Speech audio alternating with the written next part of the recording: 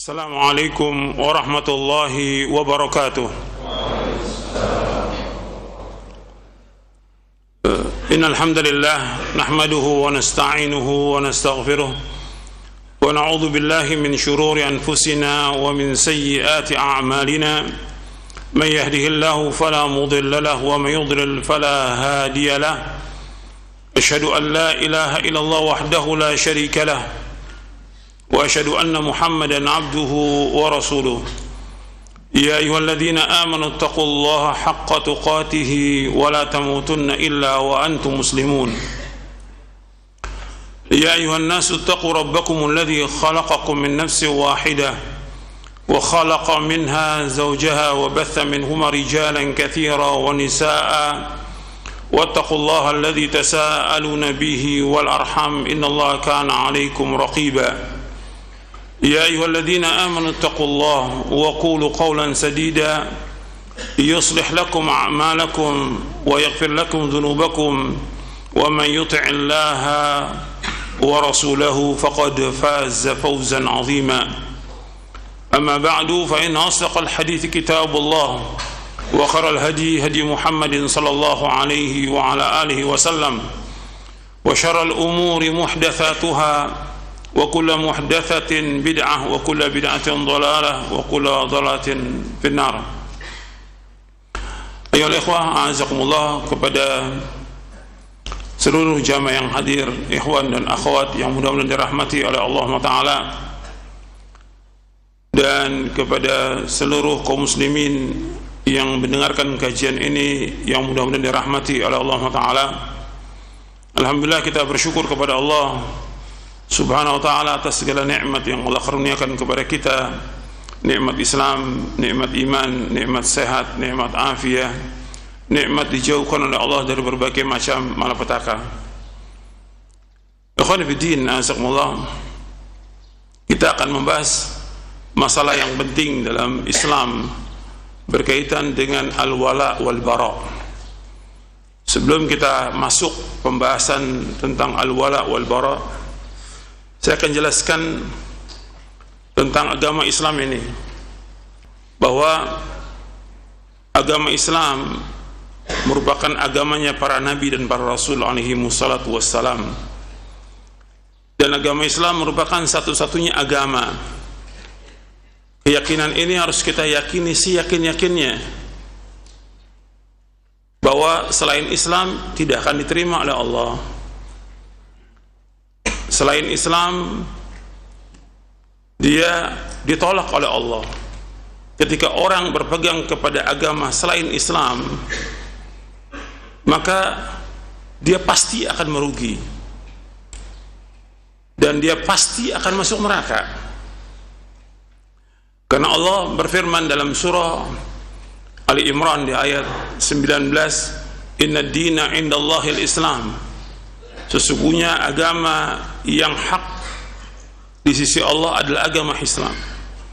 Berarti selain Islam gak akan diterima. Maka di ayat 85-nya di surah yang sama, surah Ali Imran, Allah berfirman, wa may yabtaghi ghairal islami dinan fala yuqbala min wa huwa fil akhirati minal khasirin. Barang siapa mencari agama selain Islam, dia tidak akan diterima oleh Allah, dan di akhirat dia termasuk orang yang merugi. Jadi ketika dia beragama selain agama Islam, Allah katakan tidak akan diterima. Wa may yabtaghi ghairal islami dinan fala yuqbala min wa huwa fil akhirati minal khasirin. Barang siapa mencari agama selain Islam, enggak akan diterima oleh Allah, dan di akhirat termasuk orang yang merugi. Kemudian juga Islam enggak bisa dicampur dengan agama yang lain. Satu Islam enggak bisa Islam dicampur dengan Yahudi atau Nasrani, enggak boleh. Makanya ayat yang turun di surah Al-Baqarah, wala talbisul haqqa bil batil wa taqtumul haqqa wa antum ta'lamun. Ayat itu berkaitan dengan tidak boleh mencampur antara agama Islam dengan agama Yahudi dan Nasrani. Nanti antum bisa lihat di dalam tafsir Ibnu Katsir dan yang lainnya. Jadi tidak boleh mencampur adukan antara agama Islam dengan agama-agama yang lain. Jadi ayat wala talbisul haqqo bil batil wa taqtumul haqqo wa antum ta'lamun di dalam surah Al-Baqarah ayat 42. Jangan kalian campur adukan antara yang hak dan yang batil. Kata Imam Ibn Jarir At-Tabari membawakan penjelasan Imam Mujahid, jangan kalian mencampur adukan antara agama Yahudi dan Nasrani dengan agama Islam. Begitu juga dalam tafsir Ibnu Katsir, Imam Qatadah rahimahullah mengatakan, jangan kalian campur adukan antara agama Yahudi dan Nasrani dengan agama Islam, karena sesungguhnya agama yang diridhai oleh Allah adalah hanyalah Islam, sedangkan Yahudi dan Nasrani adalah bid'ah, bukan dari Allah. Dalam tafsir Ibnu Katsir di juz yang pertama, cetakan Dar Thayyibah. Jadi agama Islam satu-satunya agama yang hak. Selain Islam tidak akan diterima oleh Allah Subhanahu wa taala. Maka Nabi bersumpah sallallahu alaihi wasallam dalam hadis yang sahih yang diriwayatkan oleh Imam Muslim dari sahabat Abu Hurairah radhiyallahu an, "Fa walladzi nafsu Muhammadin biyadihi la yasma'u bi ahadun min hadhihi al-ummati yahudiyyun wala nasraniyyun thumma yamutu wa lam yu'min billadzi ursiltu bihi illa kana min ashabin nar." Demi Allah yang diri Muhammad di tangannya, di tangan Allah Taala, tidaklah mendengar aku diutus siapa saja, apakah dia Yahudi atau dia Nasrani, dia mendengar aku diutus tapi dia tidak beriman dengan apa yang aku bawa, maka dia pasti menjadi penghuni neraka, pasti itu. Jadi ketika Nabi sudah diutus, Nabi Muhammad SAW, orang Yahudi, orang Nasrani di zaman itu tidak beriman dengan apa yang dibawa oleh Nabi Muhammad SAW, maka mereka pasti menjadi penghuni neraka. Ini dalil-dalil semuanya untuk menunjukkan bahwa seluruh umat ini harus masuk ke dalam agama Islam.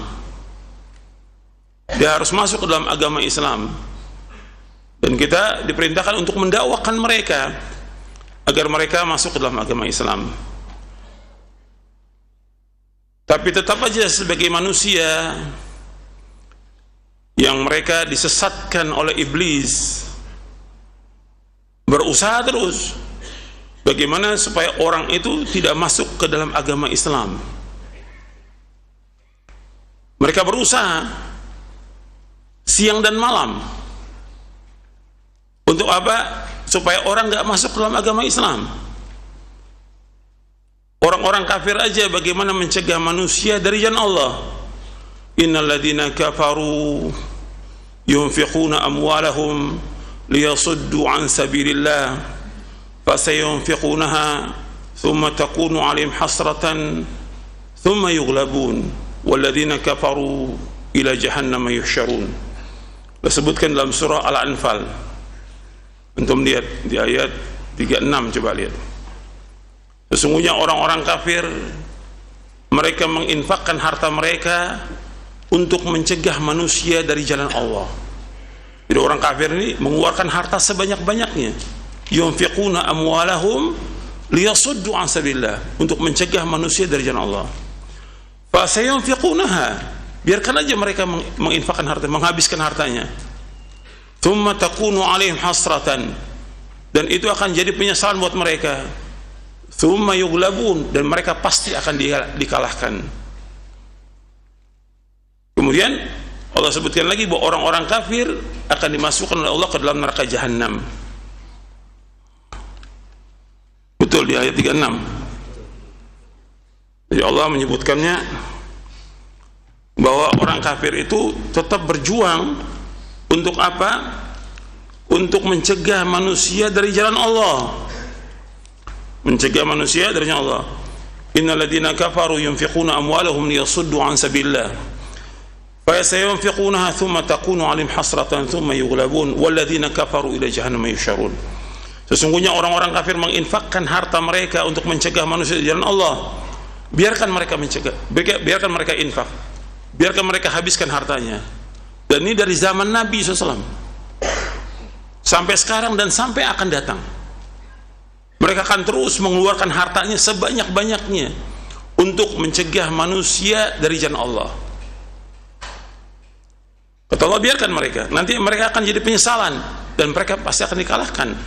Karena harus kita ingat, pasti yang menang itu Islam, pasti yang tinggi itu Islam, pasti yang ditolong itu adalah agama Islam.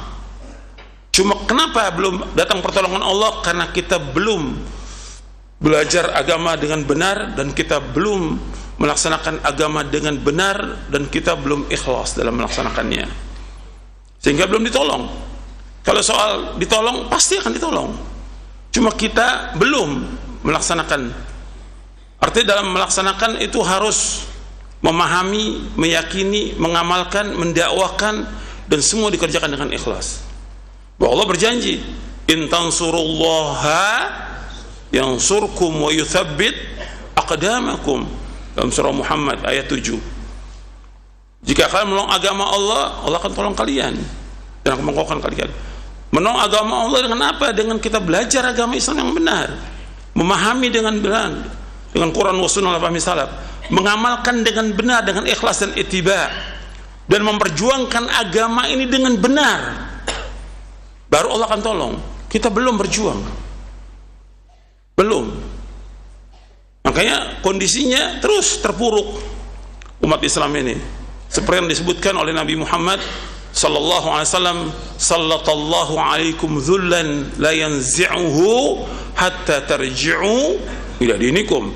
Dalam hadis yang sahih yang diriwayatkan oleh Imam Abu Daud dan yang lainnya, disahihkan oleh Syekh Albani dalam silsilah ahadits as-sahihah di nomor yang ke-11. Allah akan memberikan kehinaan kepada kalian, keterpurukan, keterbelakangan, kehinaan kepada umat Islam ini, sampai kalian kembali kepada agama kalian. Jadi umat Islam harus kembali dulu kepada agamanya. Itu tugas kita, bagaimana membalikan orang kepada Quran wa sunnah ala fahmi salaf. Mereka harus belajar, memahami tentang Islam dengan benar dan mengamalkannya, kemudian baru mendakwakannya. Baru Allah akan angkat. Karena Islam sudah pasti tinggi. Al-Islamu ya'lu wa la yu'la. Dalam hadis yang sahih yang diriwayatkan oleh Imam Ad-Darqutni dalam sunannya, yang dikatakan Islam itu ya'lu, tinggi, dan gak ada yang bisa meninggikan Islam. Cuma umatnya belum tinggi karena apa? Umatnya belum belajar tentang Islam, umatnya belum mengamalkan tentang Islam, umatnya belum memperjuangkan agama Islam dengan ikhlas karena Allah. Jadi harus kembali. Jadi usaha dan upaya orang kafir gak akan berhenti, dan Allah abadikan dalam Al-Quran dan dibaca oleh umat Islam. Allah berfirman dalam surah Al-Baqarah di ayat 109, Allah berfirman, wadda katsirun min ahlil kitabi la yarudunakum min ba'di imanikum kuffaran hasadan min indi anfusihim. Bahwa orang-orang kafir itu, Yahudi dan Nasrani, berusaha bagaimana memurtadkan kalian dari agama Islam, menjadi kafir, karena dengki mereka dengan orang-orang Islam. Itu di surah Al-Baqarah ayat 109. Di ayat 120-nya Allah berfirman, walan tarda ankal yahudu walan nasara hatta tattabi'a millatahum. Orang Yahudi dan Nasrani akan redha kepada kalian sampai kalian mengikuti agama mereka. Makanya terus mereka berusaha bagaimana memurtadkan umat Islam, dan gak akan berhenti. Jadi kadang-kadang kita cerita tentang kristenisasi, bagaimana mereka segala macam, bukan cerita tentang mereka. Yang penting bagaimana kita membina umat Islam, bentengi umat Islam dengan ilmu, bentengi umat Islam dengan tauhid, bentengi umat Islam dengan akidah yang benar, bentengi umat Islam dengan pemahaman yang benar. Kalau ini hatta mereka berusaha nggak akan bisa. Jadi yang paling penting itu bukan cerita tentang kristenisasi, ada di gereja, ada orang yang murtad. Itu sudah pasti. Perhatikan tuh. Soal ada yang murtad, udah pasti dari zaman dulu udah ada yang murtad. Di zaman Nabi ada nggak yang murtad? Ada. Setelah Nabi wafat ada nggak yang murtad? Banyak. Di zaman Abu Bakar As-Siddiq radhiyallahu. Artinya soal orang murtad dari zaman dulu udah ada. Kita nggak perlu bahas. Yang perlu kita bahas bagaimana menanamkan akidah kepada umat ini, akidah yang benar, tauhid yang benar kepada umat ini. Al-Quran was sunnah ala fahmi salaf, itu yang ditanamkan. Dan itu terus siang malam didakwakan kepada umat ini. Dan ini perjuangan yang berat dan harus dilakukan oleh para dai. Jadi dai-dai salaf ini semua harus mendakwakan dakwah tauhid, semuanya harus mendakwakan dakwah tauhid. Pertama kali dakwah dimulai dengan dakwah tauhid, bukan yang lain. Dan terus siang malam. Kenapa? Orang kafir pun siang malam mendakwakan dakwah pemurtatan umat Islam siang malam, seperti Allah sebutkan dalam surah Al-Baqarah di ayat 217, wala yazaluna yuqatilunakum hatta yaruddukum an dinikum in istata'u. Arti mereka orang-orang kafir itu tidak pernah berhenti siang dan malam. La yazal menunjukkan kepada lil istimrar, terus mereka berjuang untuk apa? Untuk memurtadkan umat Islam. Dan Allah pakai bahasa dengan kalimat yuqatilunakum, memerangi kalian, hatta yaruddukum, sehingga memurtadkan kalian, andinukum, dari agama kalian, ini istata'u, semampu mereka. Umat Islamnya masih tidur, umat Islamnya masih jalan-jalan, umat Islamnya masih main, umat Islamnya dai-dai masih main motor, masih ini. Antum gimana orang tiap hari berusaha memurtadkan umat Islam? Antum gak berjuang untuk agama ini? Bala buat antum, berat untuk antum dikasih ilmu oleh Allah untuk memperjuangkan agama ini. Antum enak-enakan main, antum santai. Orang kafir gak ada santai, dan setan tidak pernah santai. Itu. Sampai Nabi mengatakan, sampai kita disuruh istirahat sebentar karena capek dari mulai pagi kita, dari mulai sebelum subuh sampai siang. Kata Nabi apa? Qilu fa inna syaitana la taqilu. Tidur sianglah kalian, karena setan gak pernah tidur siang. Terus itu setan gak pernah berhenti. Orang kafir juga gak pernah berhenti. Allah menyebutkannya dengan siang malam gak pernah berhenti. Dan setan dulu berjanji akan menyesatkan manusia sampai kapan? Sampai berdoa setan, dan dikabulkan sama Allah. Maka antum jangan putus asa doa. Setan dikabulkan sama Allah. Dia minta apa? Minta apa? Anzirni ila yaumi yub'atsun. Ya Allah, tunda aku sampai hari nanti, hari kiamat. Innaka minal mundzirin. Engkau termasuk yang ditunda nanti sampai hari kiamat. Dikasih. Untuk apa? Untuk menyesatkan manusia. Dan setan bersumpah dengan nama Allah untuk menyesatkan manusia. Fa bi'izzatika la ughwiyannahum ajma'in illa ibadaka minhumul mukhlasin. Demi kemuliaanmu ya Allah, aku akan sesatkan semua manusia ini kecuali orang yang ikhlas. Jadi kita nggak bisa tuh diam tuh, harus berjuang menegakkan agama ini siang dan malam supaya tegak agama ini, Al-Quran wa sunnah ala fahmi salaf. Dan umat ini bertauhid kepada Allah. Ini umat belum ngaji, belum kenal agama Islam, belum mentauhidkan Allah. Ustadznya udah santai, udah main-main, udah jalan-jalan, udah segala macam sudah. Ini berjuang untuk agama ini, dan itulah kewajiban kita para dai. Kita diberikan ilmu sedikit oleh Allah untuk menegakkan agama ini sampai agama tegak di muka bumi. Kalau itu tidak, sampai umur kita meninggal nggak ada masalah, tapi kita udah berjuang untuk menegakkan agama ini. Jangan sampai seperti sekarang kita dulu merasa puas, oh yang ngaji banyak ratusan, nggak ada apa-apanya. Yang ikut tabligh akbar juga banyak, ribuan. Umat Islam juga ribuan, tapi kata Nabi apa? Nabi yang mengatakan apa? Kata Nabi SAW, gutha'un ka gutha'is sail. Umat Islam ini seperti buih di lautan, nggak ada arti apa-apa, gak punya kekuatan apa-apa. Maka ini harus diajarkan umat Islam tentang akidah yang benar. Jangan merasa puas dengan apa yang ada dan merasa cukup dengan apa yang ada. Kalau ilmu, kita harus haus dan tamak pada ilmu ini. Kalau dunia enggak, tidak boleh kita tamak pada dunia. Tapi untuk ilmu kita wajib tamak. Untuk ilmu kita wajib berjuang, mempunyai kemauan yang keras untuk belajar sampai kita paham tentang agama ini, kemudian mengamalkannya. Saya bacakan ayat-ayat ini untuk jelas bahwa orang kafir itu nggak pernah berhenti untuk berjuang memurtadkan agama Islam. Makanya sering disebutkan oleh Syekh Hamad Al-Ansari, seorang ulama ahli hadis dari Madinah rahimahullah, bahwa sekarang ini berusaha, kata beliau begini, dia wafat tahun 1418 Hijriah, kata Syekh Hamad Al-Ansari rahimahullah, ini ada di buku saya, nanti antum lihat di buku Prinsip Dasar Islam di bab yang ke-12, nanti antum catat Prinsip Dasar Islam, nanti lihat, pulang langsung lihat bukunya, dibaca gitu. Prinsip yang ke-12 atau bab yang ke-12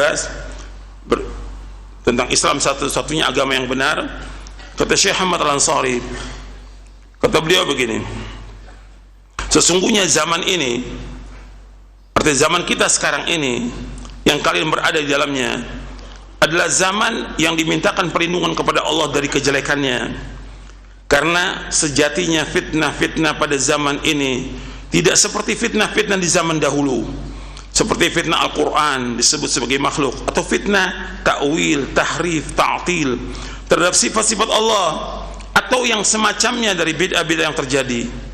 Akan tetapi sungguh fitnah yang terjadi zaman kalian ini adalah mengeluarkan kaum muslimin dari agama Islam.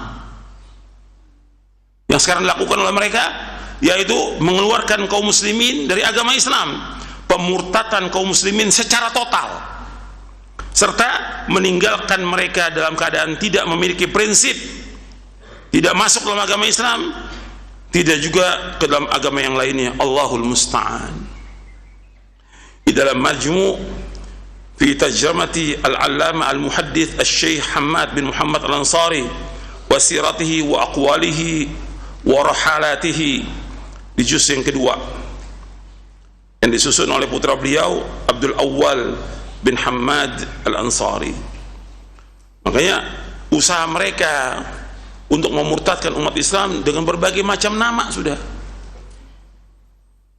Persatuan Agama Ibrahimiyah, persatuan agama-agama Samawi, sampai mereka bikin JIL, Jaringan Islam Liberal. Kemudian mereka bikin lagi JIN, Jaringan Islam Nusantara, dan akan terus seperti itu.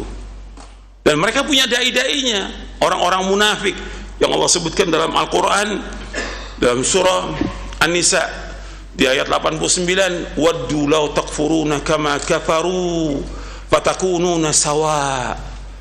Mereka terus berusaha bagaimana untuk memurtadkan kalian dari agama kalian sebagaimana mereka sudah murtad. Artinya tokoh-tokohnya di Indonesia ini bukan 1, bukan 50, lebih dari 100 tokoh. Sebagian sudah meninggal, sebagian masih hidup orang-orangnya.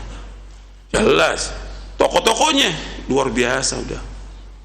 Tokoh-tokoh JIL, Jaringan Islam Liberal, untuk memurtadkan agama Islam.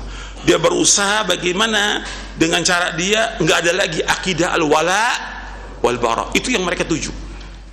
Sehingga kita sama dengan agama Nasrani, sama dengan Yahudi, sama dengan yang lain.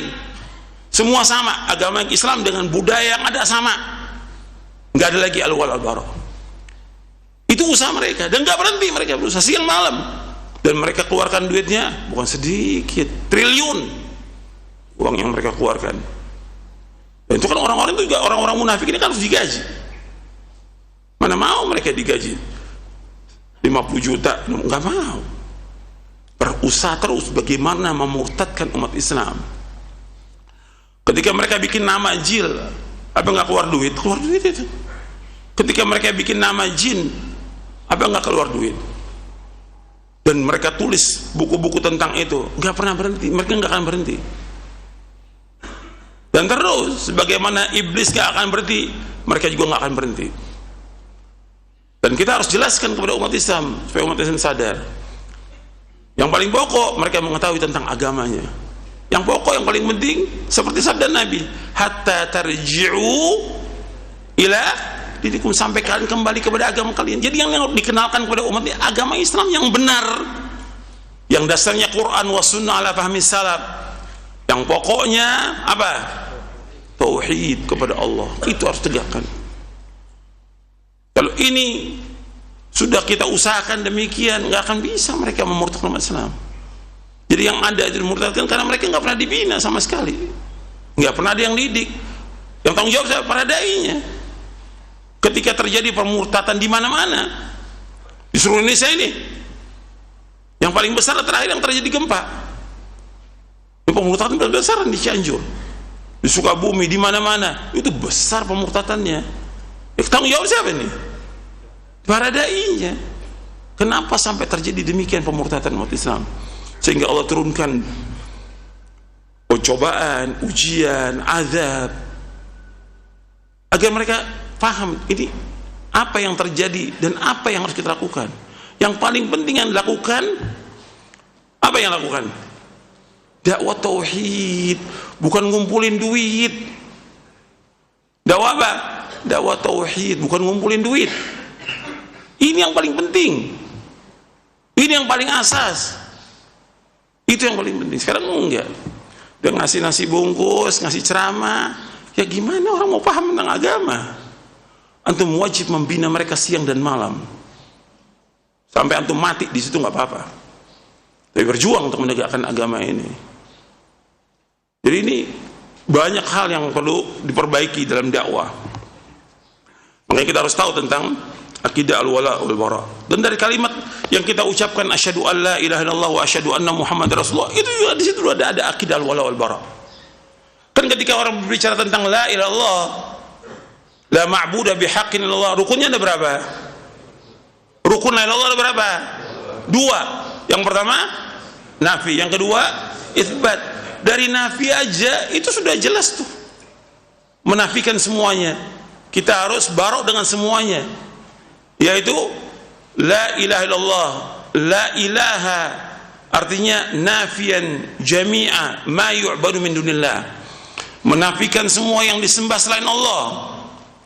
Kemudian ketika sebut illallah, itsbatul ibadah lillahi wahda la syarikalah, menetapkan ibadah itu hanya kepada Allah, nggak ada sekutu bagi Allah. Dan semua dakwah Nabi itu menetapkan ibadah kepada Allah, menafikan semuanya. Artinya kita harus berlepas diri dan barok, berlepas diri dari semua yang disembah oleh manusia kepada selain Allah. Makanya Allah menyebutkan tentang dakwah para nabi dan para rasul alaihi wassalatu wassalam di dalam surah An-Nahl di ayat 36, walaqad ba'atsna fi kulli ummatin rasulan an i'budullaha wajtanibut taghut faminhum man hadallah wa minhum man haqqat 'alaihi dhalalah fasiru fil ardi fanzuru kaifa kana aqibatul mukadzibin. Dan sungguh kami tautus pada setiap umat seorang rasul. Setiap rasul dakwanya hendaklah akan beribadah hanya kepada Allah, mentauhidkan Allah. Kemudian wajtanibut taghut, jauhkan taghut. Taghut artinya apa-apa yang disembah oleh manusia selain Allah. Kata Imam Malik, taghut itu kullu ma ubida min dunillah, setiap apa-apa yang disembah selain Allah kita wajib menjauhkan. Kita harus barok, berlepas diri dari semua yang disembah oleh manusia kepada selain Allah. Nah ini dari ayat ini aja dakwanya para nabi dan para rasul udah awal tuh udah jelas tauhid, dan kemudian menjauhkan segala macam perbuatan syirik. Makanya ketika Nabi mendakwakan pertama kali dakwah tauhid kepada kaum musyrikin, itu langsung diterima oleh para sahabat radhiyallahu anhum ajma'in. Mereka nggak lagi berbuat syirik. Yang di sana ada patung-patung yang ada di Ka'bah berapa? 360 patung. Yang paling besar patung yang mereka sembah Lata, Uzza, Mana, Hubal. Mereka sembah. Begitu mereka masuk dalam agama Islam, nggak lagi mereka menyembah. Artinya mereka tahu bahwa dengan mengucapkan kalimat asyhadu an la ilaha illallah wa asyhadu anna muhammadar rasulullah, nggak boleh lagi menyembah kepada selain Allah. Apakah itu patung, apakah itu matahari, apakah itu bulan, apakah itu pohon, apakah itu batu atau yang lain. Nah itu yang nggak bisa diterima oleh mereka. Orang-orang musyrikin begitu melihat para sahabat yang masuk Islam, udah nggak mau lagi menyembah. Kok jadi seperti ini? Mereka nggak senang, kok nggak disembah lagi Tuhan-Tuhan oleh mereka. Sampai mereka mengatakan aja'alal alihata ilaha wahida inna hadza la syai'un ujab. Kata mereka, apakah Tuhan-Tuhan yang banyak jadi satu Tuhan? Ini sangat mengherankan, kata mereka. Karena mereka biasa menyembah dengan banyak Tuhan. Begitu ajaran Islam datang, mereka langsung mentauhidkan Allah, menjauhkan segala macam perbuatan syirik. Belum ada kewajiban sholat, belum ada kewajiban puasa, belum ada kewajiban yang lain, belum ada. Itu Nabi dakwakan siang malam selama 13 tahun. Tapi begitu Nabi dakwakan, langsung meresap dalam hati mereka, dan mereka yakini meskipun mereka harus mati menegakkan agama ini, mereka disiksa untuk menegakkan agama ini. Antum lihat dong bagaimana disiksanya Bilal, disiksanya Ammar, Yasir, Sumayyah, sampai dibunuh. Untuk apa? Menegakkan kalimat tauhid, asyhadu an la ilaha illallah wa asyhadu anna Muhammadar. Itu yang harus ditegakkan, dan itu harus dakwakan tiap hari. Langsung tuh berubah itu, mereka langsung wala kepada Islam dan mentauhidkan Allah, dan mereka barok kepada semua yang disembah oleh manusia kepada selain Allah. Langsung barok, berlepas diri. Enggak seperti sekarang, orang mengucapkan kalimat la ilaha illallah tetap aja masih ikut kepada agama lain, masih menyembah kepada selain Allah. Ini yang enggak benar di sini apanya? Tauhid yang enggak benar. Dan enggak ada manfaat tauhid ini kalau seperti ini, enggak ada manfaatnya. Makanya kita harus pelajari tentang tauhid ini, sehingga betul-betul meresap dalam hati kita, dan juga mendakwakan keluarga kita dan masyarakat agar mereka mentauhidkan Allah SWT. Kita masuk sekarang pembahasan al-wala wal bara.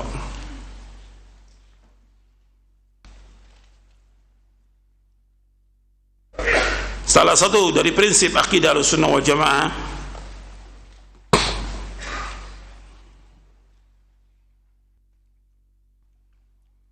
saya ulangi, kita bahas syara akidah Ahlussunnah wal Jamaah, poin yang ke-65. Salah satu dari prinsip akidah Ahlussunnah wal Jamaah adalah cinta karena Allah Azza wa Jalla dan benci karena Allah Azza wa Jalla, yaitu mencintai dan memberikan wala, loyalitas kepada kaum mukminin, membenci kaum musyrikin dan orang-orang kafir, serta berpaling dari mereka. Al-wala dalam bahasa Arab mempunyai beberapa arti, antara lain mencintai, menolong, mengikuti, dan mendekat kepada sesuatu. Selanjutnya kata al-muwala adalah lawan dari kata al-mu'ada atau al-adawah, yang berarti permusuhan. Dan kata al-wali adalah lawan dari kata al-adu, yang berarti musuh. Arti al-wali lawannya, lawan dari al-wali. Al-wali arti al-qarib, yang dekat, maksudnya yang dekat kepada Allah. Lawannya al-adu, yaitu musuh. Kata ini juga digunakan untuk makna memantau, mengikuti, dan berpaling. Jadi ia merupakan kata yang mengandung dua arti yang saling berlawanan. Dalam terminologi syariat Islam, al-wala berarti penyesuaian diri seorang hamba terhadap apa yang dicintai dan diridhai oleh Allah Subhanahu wa taala, berupa perkataan, perbuatan, kepercayaan, dan orang-orang yang melakukannya. Jadi ciri utama wali Allah adalah mencintai apa yang dicintai oleh Allah dan meridhai apa yang diridhai oleh Allah. Ia condong dan melakukan semua dengan penuh komitmen, dan mencintai orang yang dicintai Allah seperti seorang mukmin, serta membenci orang yang dibenci Allah seperti orang kafir. Sedangkan kata al-bara dalam bahasa Arab mempunyai banyak arti, antara lain menjauhi, membersihkan diri, melepaskan diri, dan memusuhi. Kata bari'a berarti membebaskan diri dari melaksanakan kewajiban terhadap orang lain. Allah berfirman, bara'atu minallahi wa rasulih. Itulah pernyataan pemutusan hubungan dari Allah dan Rasulnya. Maksudnya membebaskan diri dengan peringatan tersebut. Dalam terminologi syariat Islam, al-bara berarti penyesuaian diri seorang hamba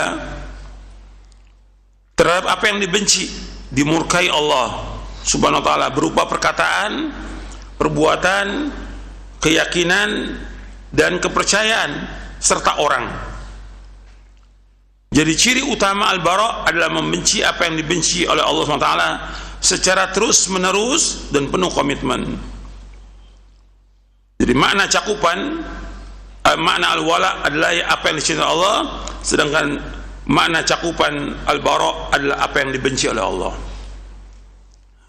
Jadi wala itu arti kecintaan, kecintaan kepada Allah, kepada Rasulnya, dan kepada orang-orang yang beriman. Wala itu arti kecintaan kepada Allah, kepada Rasulnya, dan kepada orang beriman. Nanti berkaitan juga dengan perkataan, perbuatan, pribadi dan yang lainnya. Itu wala. Sedangkan bara artinya cakupannya mencakup apa yang dibenci oleh Allah Taala. Jadi Allah membenci iblis, orang-orang kafir, orang-orang munafik. Dan juga ada perkataan-perkataan yang dibenci oleh Allah, berupa perkataan, perbuatan dan yang lainnya. Sekarang kita masuk definisi akidah al-wala wal-bara. Jadi wala ini kaitannya dengan kecintaan dan loyalitas. Kalau sudah kaitannya dengan al-wala, berkaitan dengan al-hubbu wan nusratu. Kalau sudah berkaitan dengan al-wala, maksudnya al-hubbu wan nusratu, kecintaan dan juga pertolongan, artinya menolong, membantu. Sedangkan al-bara artinya membenci, berkaitan dengan al-bughdu, kebencian. Kita masuk yang A, definisi akidah al-wala wal-bara. Dari penjelasan terdahulu, akidah al-wala wal-bara dapat didefinisikan sebagai penyesuaian diri seorang hamba terhadap apa yang dicintai dan diridhai oleh Allah, serta apa yang dibenci dan dimurkai oleh Allah, dalam hal perkataan, perbuatan, kepercayaan dan orang. Dari sini kemudian kaitan al-wala wal-bara dibagi menjadi 4. Itu perkataan, perbuatan, kepercayaan dan orang. Perkataan seperti doa dan zikir sesuai dengan sunnah adalah dicintai oleh Allah, sedangkan mencela dan memaki dibenci oleh Allah.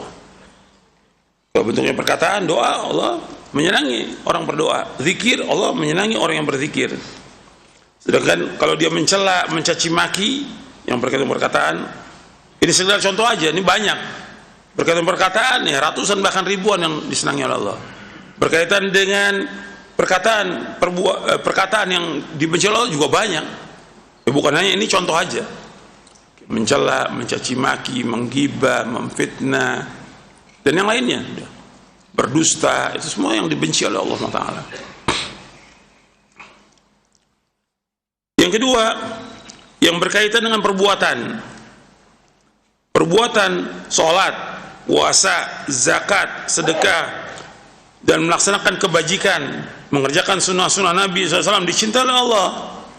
Sedangkan orang yang tidak sholat, orang yang tidak puasa, orang yang bakhil, bakhil itu pelit, ya, kikir, kedekut, itu bakhil itu. Riba, zina, minum khamar, dan berbuat bid'ah, ini semuanya dibenci oleh Allah Taala. Kepercayaan berkaitan dengan kepercayaan iman dan tauhid dicintai oleh Allah, sedangkan kufur dan syirik dibenci oleh Allah. Iman dan tauhid dicintai Allah, sedangkan kufur dan syirik dibenci oleh Allah Taala. Yang keempat berkaitan dengan orang. Orang yang muwahhid, mengikhlaskan ibadah semata-mata karena Allah, dicintai oleh Allah, sedangkan orang kafir, musyrik dan munafik dibenci oleh Allah. Jadi orang yang muwahhid mentauhidkan Allah dicintai oleh Allah, sedangkan orang kafir, musyrik, munafik dibenci oleh Allah. Ketika orang-orang ini dibenci oleh Allah, maka kita boleh nggak mencintai mereka? Tidak boleh selama-lamanya. Orang kafir dibenci oleh Allah, nggak boleh kita mencintai orang kafir. Orang musyrik dibenci oleh Allah, nggak boleh kita mencintai orang musyrik. Orang munafik dibenci oleh Allah, nggak boleh kita mencintai orang munafik. Nggak boleh mencintai mereka, nggak boleh gabung dengan mereka, nggak boleh kumpul dengan mereka, dan segala macam sudah. nggak boleh. Tapi berkaitan dengan muamalah jual beli boleh. Nanti ada pembahasannya di sini. Makanya ketika orang itu kafir, bapaknya dia kafir, ibunya dia kafir, dia nggak boleh mencintai bapak dan ibunya, nggak boleh. Nggak boleh mencintai bapak dan ibu, nggak boleh. Nah, orang beriman dia harus membenci kekafirannya. Orangnya kadang sebagai orang tua, fitrah anaknya dia mencintai karena dia melahirkan, boleh, nggak ada masalah. Tapi mencintai karena agama nggak boleh sama sekali. Gitu. Dan Allah sebutkan ayat-ayatnya. Nanti saya bawakan ayat-ayatnya kalau sudah sampai babnya. Jadi perhatikan bahwa kita nggak boleh mentaati orang-orang kafir. Kemudian juga kita nggak boleh mencintai orang-orang musyrik, dan nggak boleh lagi gabung dengan orang-orang munafikin. Dan ini banyak ini. Dan mereka memakai pakaian Islam, orang-orang munafik. Tapi mereka bencinya kepada Islam luar biasa. Apa yang keluar dari mulutnya itu betul-betul benci kepada Islam. Dan kita nggak boleh menjadikan mereka sebagai teman. Dan nanti ada ayat-ayatnya. Sekarang kita masuk yang B, kedudukan akidah al-wala wal bara dalam syariat Islam. Akidah al-wala bara memiliki kedudukan yang sangat penting dalam keseluruhan muatan syariat Islam. Saya ulangi, akidah al-wala wal bara memiliki kedudukan yang sangat penting dalam keseluruhan muatan syariat agama Islam. Kedudukan yang sangat penting masalah al-wala wal bara. Penjelasannya bagaimana? Pertama, al-wala wal bara merupakan bagian penting dari makna syahadat. Maka ungkapan la ilaha dalam syahadat la ilallah, tiada ilah yang berhak diibadahi dengan benar selain Allah, berarti kalimat la ilaha illallah dari kalimat la ilaha ini artinya berarti melepaskan diri dari semua sesembahan selain Allah. Seperti yang tadi saya sebutkan, la ilaha illallah mempunyai berapa rukun? 2. Yang pertama nafi, yang kedua isbat. Nafi artinya nafian jami'a ma yu'badu minullah, menafikan yaitu semua yang disembah oleh manusia kepada Allah. Jadi kita wajib menafikan, kita wajib mengingkari. Jadi nggak dikatakan orang itu bertauhid kalau dia tidak menafikan sesembahan selain Allah. Sekarang ada orang dia mengatakan saya bersyahadat asyhadu an la ilaha illallah wa asyhadu anna Muhammad Rasulullah, tapi dia mengatakan orang mau menyembah kubur, menyembah batu, menyembah Isa, masa bodoh. Benar nggak ini? Nggak benar ini. Justru makna tauhid yang diucapkan oleh Allah, dia wajib mengingkari semua yang disembah selain Allah. Dia wajib mengingkari. Dia wajib mengingkari dengan lisannya, dia wajib mengingkari dengan tangannya. Kalau nggak sanggup, dengan apa? Hatinya. Dan harus dinyatakan oleh dia. Dia mengingkari semua itu. Nggak boleh dia nggak ingkari, harus dia ingkari. Ketika dia tidak mengingkari, berarti dia sama dengan mereka. Bagaimana dia orang mengucapkan Allah, tapi dia nggak mau tahu orang menyembah apa aja, masa bodoh. Dia tidak mengingkari, berarti nggak benar la ilaha illallah.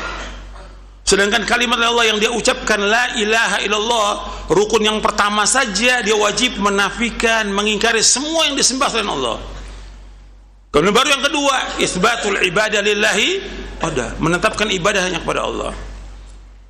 Maka Allah sebutkan tentang Nabi Ibrahim alaihi salatu wassalam, jelas-jelas Nabi Ibrahim.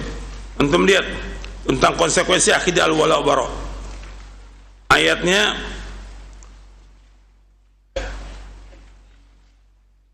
di halaman 494, yang buku yang saya nih, yang cetakan terakhir ini, halaman 494, dalam surah Az-Zukhruf ayat 26 sampai ayat 28.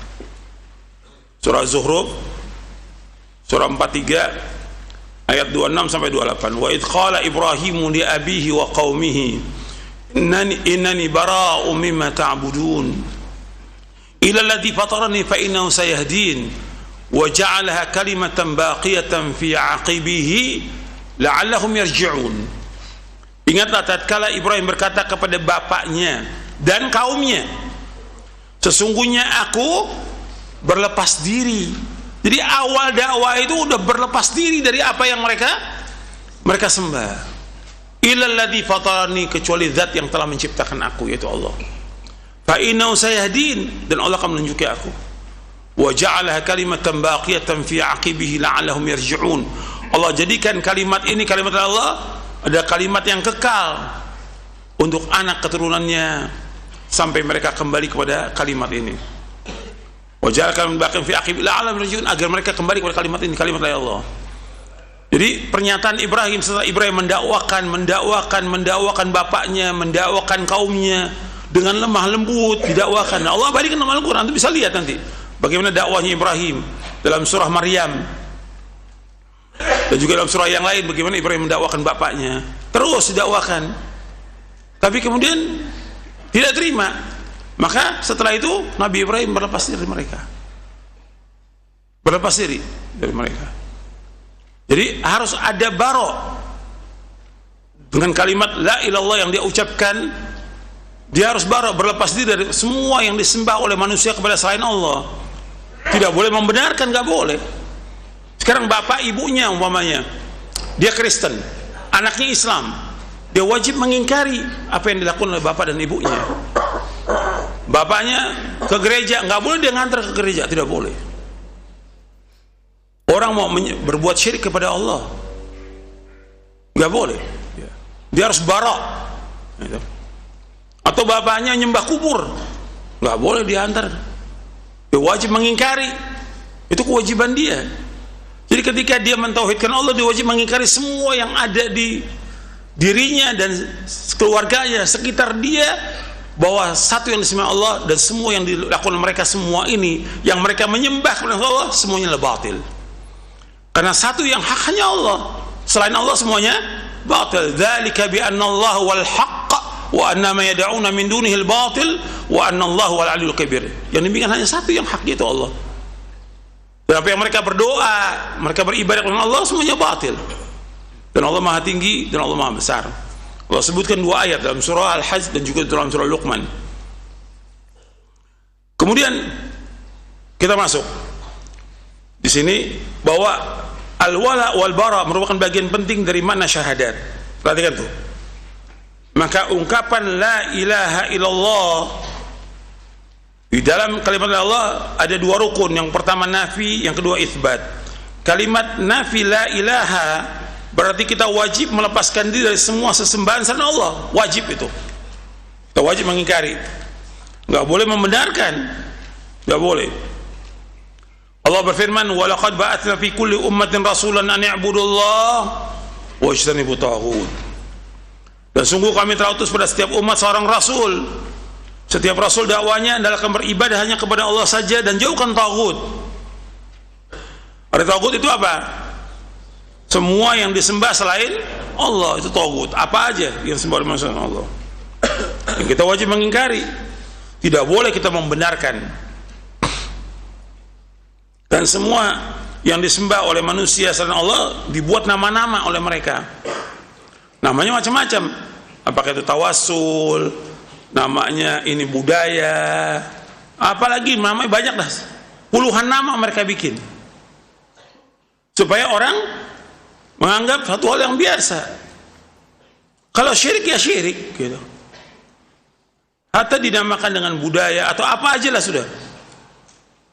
Apa istilah mereka sekarang ini, kearifan lokal atau apa aja, ya syirik ya syirik. Dan kita wajib mengingkari kesyirikan itu, meskipun dengan nama-nama yang indah mereka namakan. Karena itulah syaitan berusaha bagaimana memberikan nama-nama yang indah. Allah sebutkan dalam Al-Quran bagaimana syaitan memberikan nama yang indah. Dan semua nama batil diberikan oleh syaitan dengan nama apa? Yang indah. Riba dibilang apa?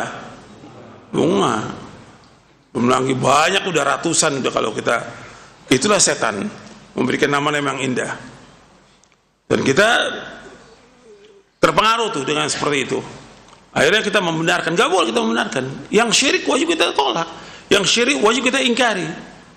Dan penyembahan manusia kepada selain Allah ini merupakan kerusakan yang paling besar. Dan ini kerusakan yang paling besar yang Allah larang dalam Al-Quran.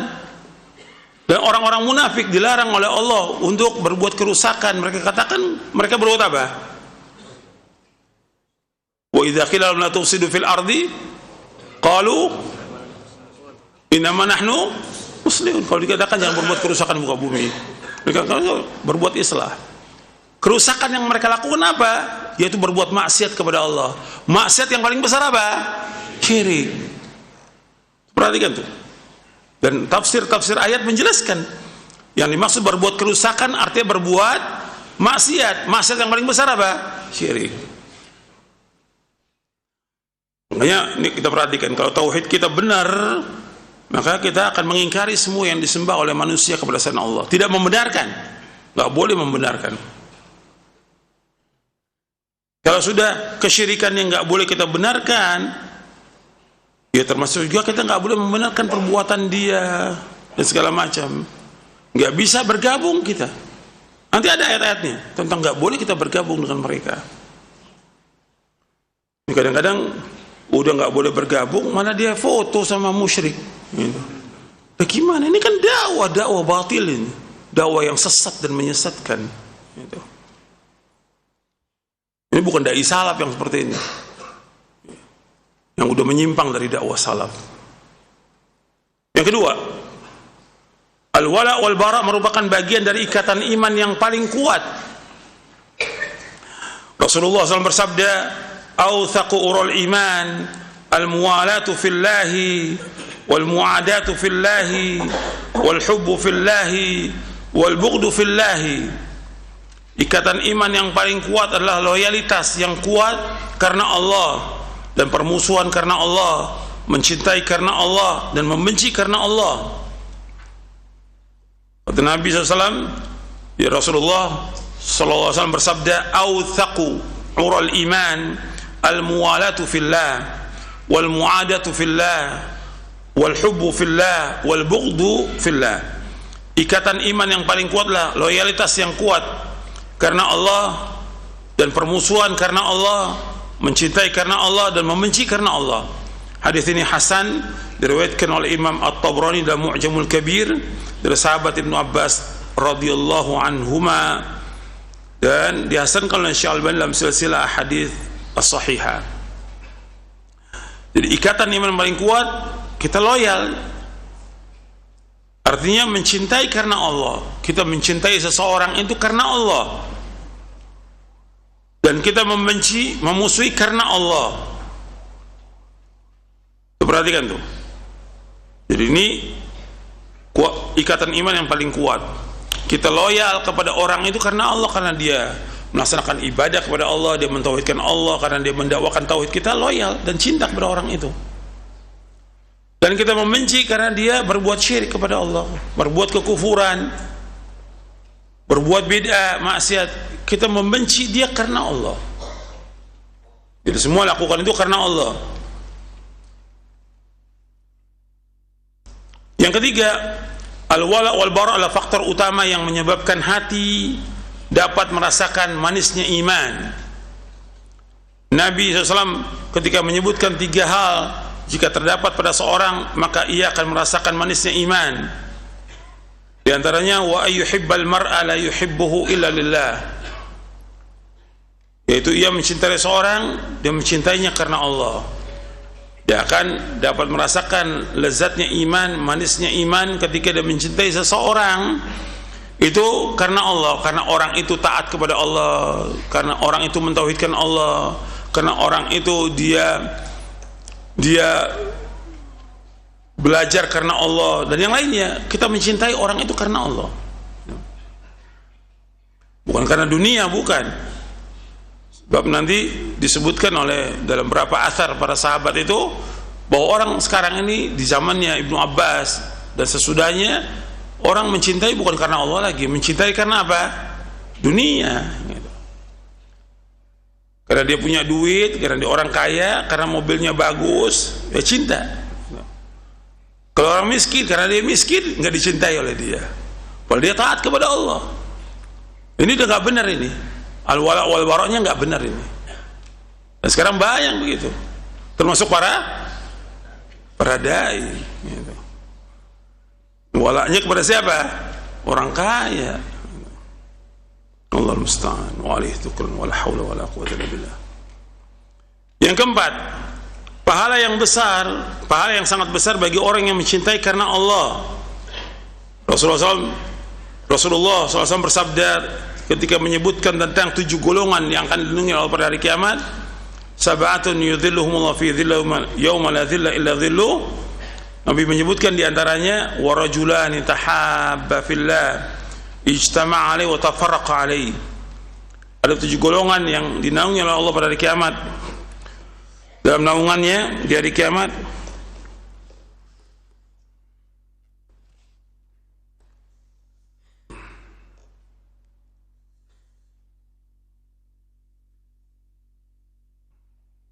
ada 7 golongan yang akan dinaungi oleh Allah pada hari kiamat.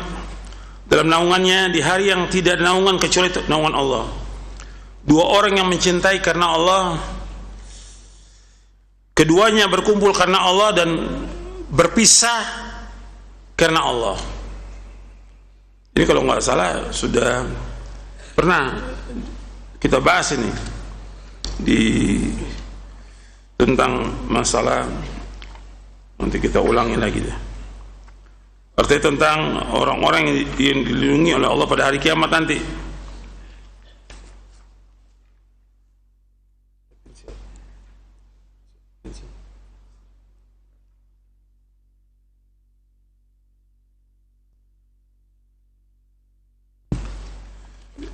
Ada di halaman 300 ya, yang cetakan terbaru, tentang sab'atun yudhilluhumullahu fi dhillihi yauma la dhilla illa dhilluh.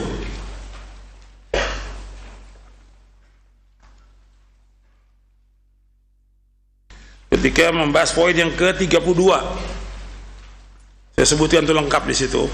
Nanti Anda melihat sab'atun yudhilluhumullahu fi dhillihi yauma la dhilla illa dhilluh, al-imamul adil wa syabun nasha bi ibadatillah wa rajulun qalbuhu mu'allaqun fil masajid wa rajulan tahabba fillahi ijtama'a alaihi wa tafarraqa alaihi wa rajulun da'atu imratun dhatu mansibin wa jamalin fa qala inni akhafu Allah wa rajulun tasaddaqa bi sadaqatin fa akhfaha hatta la ta'lama shimaluhu ma tunfiqu yaminuhu wa rajulun dzakara Allah khalidan fa fadat 'ainah.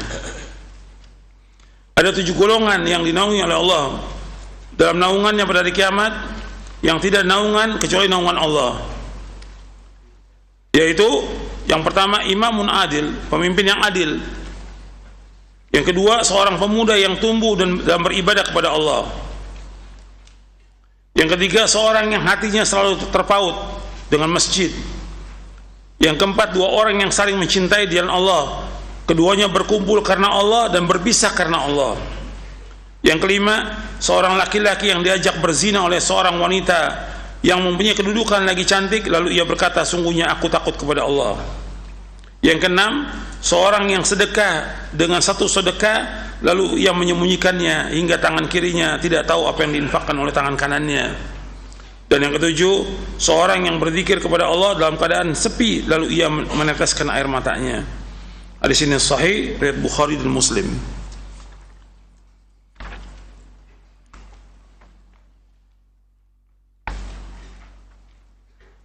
Itu berkaitan dengan 7 golongan yang dilindungi Allah pada hari kiamat nanti.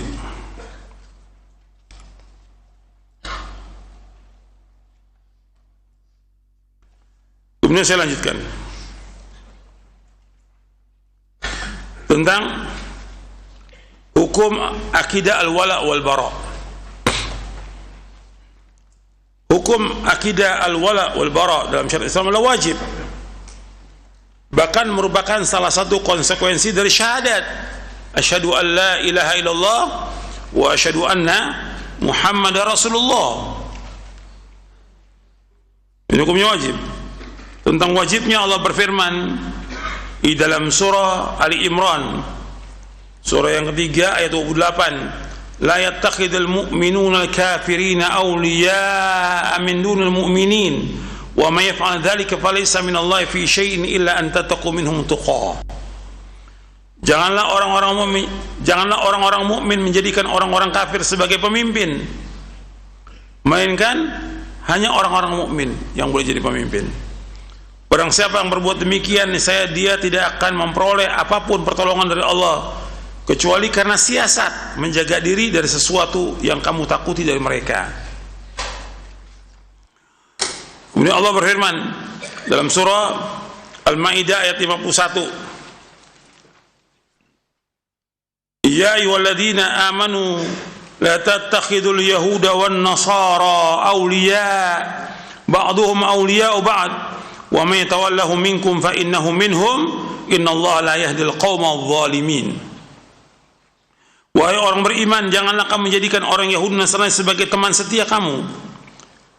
Mereka satu sama lain saling melindungi. Barang siapa di antara kamu yang menjadikan mereka teman setia, maka sesungguhnya dia termasuk golongan mereka. Sungguh Allah tidak memberi petunjuk kepada orang-orang yang zalim. Jadi Allah sudah menjelaskan di sini enggak boleh menjadikan orang Yahudi dan Nasrani sebagai pemimpin. Enggak boleh menjadikan orang Yahudi dan Nasrani sebagai teman setia, tidak boleh. Karena mereka sebagiannya sebagai pelindung bagi sebagian yang lain. Artinya orang Yahudi dan Nasrani ketika menghadapi kaum muslimin mesti mereka bergabung, bersatu mereka. Kalau lagi nggak menghadapi kita, mereka sering bermusuhan. Jadi kalau menghadapi umat Islam, mereka bersatu. Tapi kalau mereka tidak menghadapi umat Islam, mereka sering bermusuhan di antara mereka. Hatta orang Yahudi dan orang Yahudi sama. Kalau menghadapi umat Islam, mereka luar biasa, bersatu. Tapi di antara mereka itu peperangannya dahsyat di antara mereka. Permusuhan dahsyat. Allah menyebutkan ba'sum bainahum syadid. Tahsabuhum jami'an wa qulubuhum syatta dzalika bi annahum qaumun la ya'qilun. Permusuhan dari mereka sangat besar, syadid kata Allah. Engkau sangka mereka bersatu, tapi hati mereka berpecah belah karena mereka kaum yang tidak berfikir. Dalam surah Al-Hasyr. Kemudian juga Allah berfirman dalam surah Al-Mujadilah di ayat 22. Untuk melihat ini ayat harus dibaca lengkap ini. Untuk melihat di Al-Mujadilah ayat 22 ini harus lengkap dibaca. Itu dimasukkannya tidak lengkap. Allah berfirman la tajidu qauman yu'minuna billahi wal yawmil akhir yuwadduna man haddallaha wa rasulahu walau kanu aba'ahum aw abna'ahum aw ikhwanahum aw ashiratahum ulaika kataba fi qulubihimul imana wa ayyadahum bi ruhin min wa yadkhuluhum jannatin tajri min tahtiha al-anharu khalidina fiha radhiyallahu anhum wa radu an ulaika hizbullah ala inna hizballahi humul muflihun. Kalian tidak akan mendapati satu kaum yang beriman kepada Allah dan hari akhir saling mencintai kepada orang-orang yang menentang Allah dan Rasulnya. Orang-orang yang menentang Allah dan Rasulnya, sekalipun yang menentang itu bapak mereka atau anak-anak mereka atau saudara-saudara mereka atau keluarga mereka. Allah sudah tuliskan kepada orang beriman itu dalam hati mereka iman. Dan Allah sudah teguhkan mereka dengan pertolongan darinya, dari Allah. Allah masukkan mereka ke dalam surga-surga yang mengalir di bawahnya sungai-sungai. Mereka kekal dalamnya selama-lamanya. Allah redha kepada mereka. Mereka pun redha kepada Allah. Mereka lah golongan Allah. Ketahuilah sesungguhnya golongan Allah itu pasti mereka lah orang-orang yang menang. Pasti orang-orang yang beruntung. Jadi Allah menyebutkan dalam surah Al-Mujadilah ayat 22 bahwa tidak boleh satu kaum itu yang beriman kepada Allah mencintai orang yang memusuhi Allah Rasulnya, meskipun yang memusuhi itu bapaknya, dia nggak boleh mencintai bapaknya atau ibunya atau anaknya atau saudaranya atau keluarganya. Nggak boleh kita mencintai mereka, nggak boleh. Karena mereka semua adalah orang-orang yang menentang Allah Rasulnya. Mereka kafir. Makanya ketika mereka kafir, yang ada perkataan kepada mereka apa? Al-hubbu atau al-bughdu. Yang ada al-wala atau al-bara. Bara. Seperti pernyataan Nabi Ibrahim.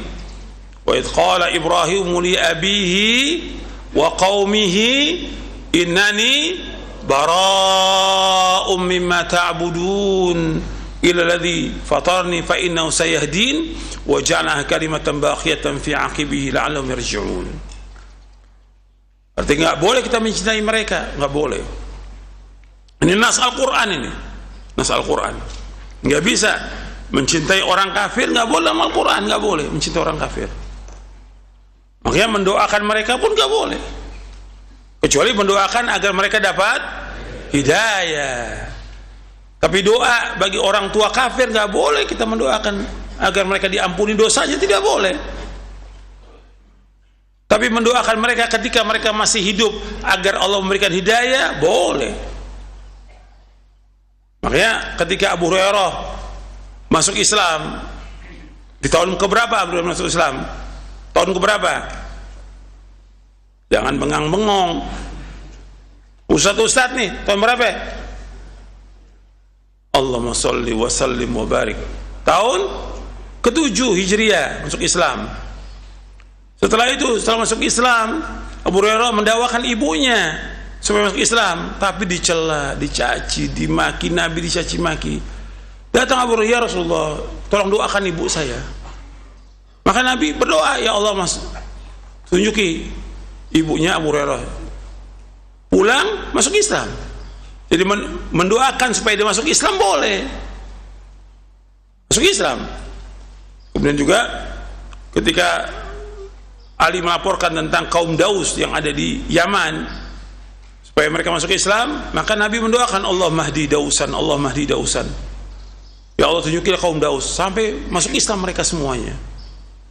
Jadi menyuki mereka untuk masuk Islam boleh, tapi mendoakan mereka agar diampuni dosanya oleh Allah nggak boleh. Mendoakan orang kafir supaya mereka diampuni dosa nggak boleh, nggak boleh. Nas larangan yang tidak membolehkan. Antum lihat dalam surah At-Taubah itu larangan nggak boleh. Dalam surah At-Taubah surah yang ke-9 di ayat 113.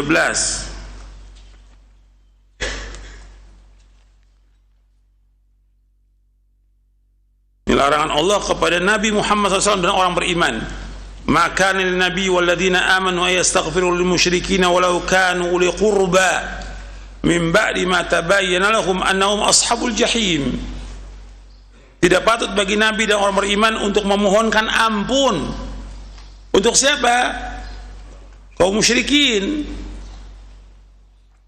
meskipun mereka sanak kerabat, sesudah jelas bagi mereka bahwa mereka adalah penghuni neraka jahim. Jadi nggak boleh memohonkan ampun untuk orang-orang kafir, nggak boleh. Karena kan banyak orang kafir ditulis almarhum. Gimana orang kafir almarhum? Allah musta'an. Kafir Allah sebutkan dalam Al-Quran nas, tempatnya di mana? Neraka. Nas Al-Quran. Dan itu bukan 1 puluhan ayat. Orang kafir tempatnya neraka. Kok dibilang almarhum? Allah musta'an. Ya, orang kafir tempatnya di neraka. Nggak boleh kita mohonkan ampun untuk orang kafir, nggak boleh. Tapi ketika dia masih hidup, boleh memohonkan agar dia diberikan apa? Hidayah. Tapi minta ampun untuk dia nggak boleh, meskipun dia masih hidup nggak boleh. Tapi yang boleh agar dia masuk ke dalam agama Islam. Dan kita nggak boleh juga. Kan kalau ada orang yang meninggalnya orang munafik, nggak boleh kita sholatkan. Surah Taubah ayat 84, lihat surah Taubah 84. Oh tadi 113 ini 84. Wala tusalli ala ahadin minhum mata abada wala taqum ala qabrih innahum kafaru billahi wa rasulihi wa matu wa hum fasiqun. Dan jangan kamu salatkan atas seorang pun dari mereka yang mati, selama-lamanya jangan salatkan. Jangan juga kamu berdiri di atas kuburnya, jangan mendoakan mereka. Sesungguhnya mereka telah kafir kepada Allah Rasulnya dan mereka mati dalam keadaan fasik. Ini nas, ini Al-Quran. Kalau tokoh-tokoh munafik, tokoh-tokoh jil mati, ya jangan sholatkan. Dulu pernah ada tokoh jil disolatkan, jadi rame itu. Udah jelas setiap hari dakwahnya mengajak orang untuk masuk ke dalam agama Kristen, Yahudi, semua agama sama. Dia mati, nggak boleh sholatkan, nggak boleh. Di Indonesia ini ratusan tokohnya, di Indonesia ratusan. Dan kita wajib hati-hati. Dan gelarnya banyak, mereka punya gelar.